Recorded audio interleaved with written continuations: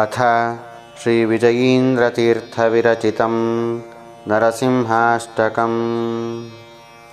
भूखण्डं वारणाण्डं परवरविरटं डम्पडम्पोरुडम्पं डिं डिं डिं डिं डिडिम्बं दहमपि दहमैः झम्पझम्पैश्च झम्पैः तुल्यास्तुल्यास्तु तुल्याः धुमधुमधुमकैः कुङ्कुमाङ्कैकुमाङ्कैः एतत्ते पूर्णयुक्तम् अहरः करहः पातु मां नारसिंहः। भूभृद्भूभृद्भुजङ्गं प्रलयरववरं प्रज्वलज्वालमालं खर्जर्जं खर्जदुर्जं खकछकछकचित् खर्जदुर्जर्जयन्तम् भूभागं भोगभागं गगगगगगनं गर्दमत्युग्रगण्डं स्वच्छं पुच्छं स्वगच्छं स्वजनजननुत पातु मां नारसिंहः। येनाभ्रं गर्जमानं लघुलघुमकरो बालचन्द्रार्कदंष्ट्रो हेमां भोजं सरोजं जटजटजटिलो जाढ्यमानस्तु भीतिः दन्तानां बाधमानां खगटखगटवो भोजजानुः सुरेन्द्रो निष्प्रत्यूहंसराजा गह गह गहतः पातु मां नारसिंहः। शङ्खं चक्रं च चापं परशुमशमिषं शूलपाशाङ्कुशास्त्रं बिभ्रन्तं वज्रखेटं हलमुसुलगदा कुन्तमत्युग्रदंष्ट्रं ज्वालाकेशं त्रिनेत्रं ज्वलदनलनिभं हारकेयूरभूषं वन्दे प्रत्येकरूपं परपदनिवसः पातु मां नारसिंहः।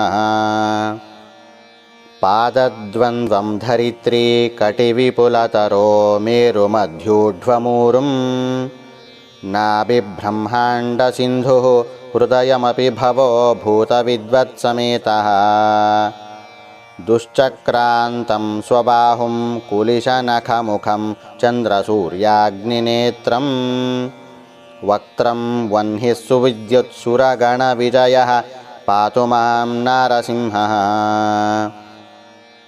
नासाग्रं पीनगण्डं परबलमथनं बद्धकेयूरहारं रौद्रं दंष्ट्राकरालम् अमितगुणगणं कोटिसूर्याग्निनेत्रं गाम्भीर्यं पिङ्गलाक्षं भ्रुकुटितविमुखं षोडशार्धार्धबाहुं वन्दे भीमाट्टहासं त्रिभुवनविजयः पातु मां नारसिंहः।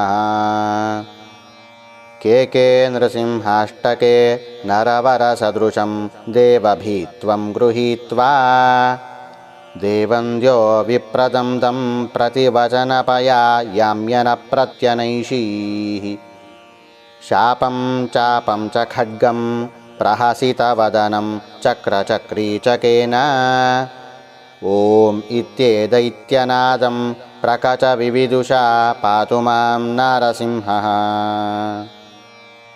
झं झं झं झंझकारं झष झष झषितं जानुदेशं झकारं हुं हुं हुं हुं हकारं हरितकहसा यं दिशे वं वकारं वं वं वं वं वकारं वदनदलिततं वामपक्षं सुपक्षं लं लं लं लं लकारं लघुवणविजयः पातु मां नारसिंहः।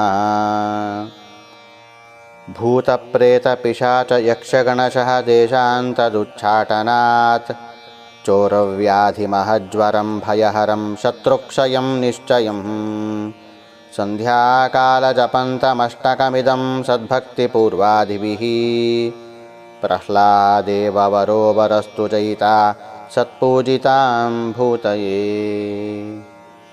इति श्री विजयीन्द्रतीर्थविरचितं नरसिंहाष्टकं सम्पूर्णं। श्रीकृष्णार्पणमस्तु।